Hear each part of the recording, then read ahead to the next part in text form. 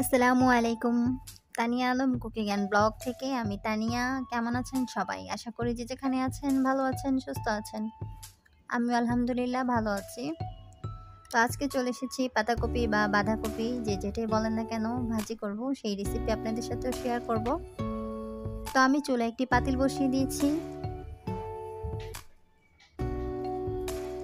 দিয়ে দিয়েছি তেল। তেলটা গরম হলে আমি দিয়ে দিব এর মধ্যে পেঁয়াজ। তো এই তো পেঁয়াজ দিয়ে দিচ্ছি।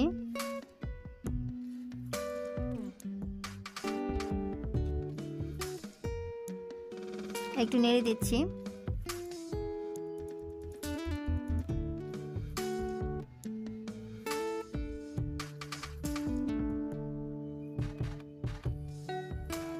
দিয়ে দিচ্ছি কয়েকটি কাঁচামরিচ। কাঁচামরিচগুলো আমি মাঝখান দিয়ে কেটে নিয়েছি। একটু নেড়ে দিচ্ছি।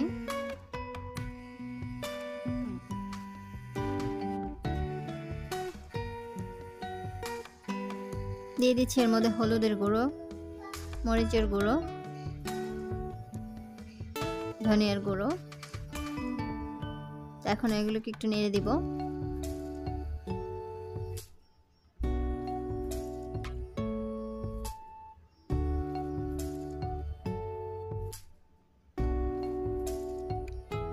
দিয়ে দিচ্ছি এর মধ্যে পাতাকপিগুলো।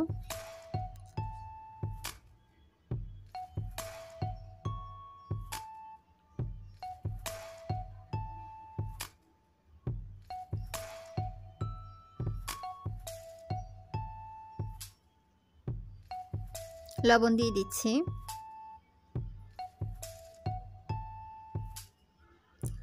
এখন একটু নেড়ে দিচ্ছি। পাতাকপিগুলো উল্টে পাল্টে দিচ্ছি একটু।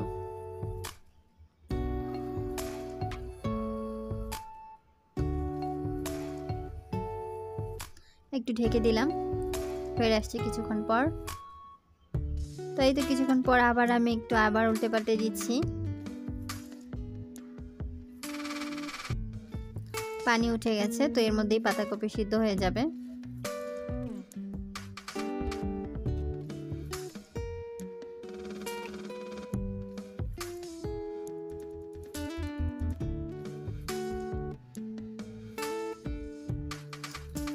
আবার একটু নেড়ে দিচ্ছি।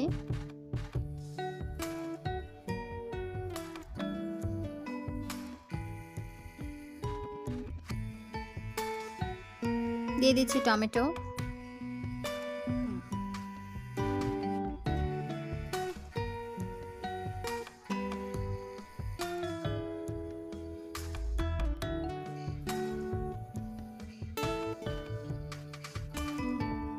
টমেটোগুলো দিয়ে ভালো করে নেড়ে নিচ্ছি।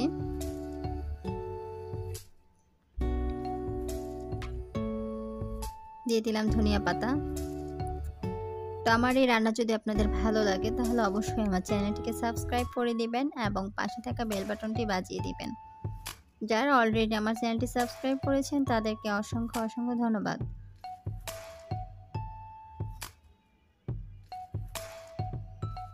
আর অবশ্যই লাইক দিতে ভুলবেন না, কমেন্ট করে জানাবেন কেমন লাগলো আমার পাতাকপি রেসিপি।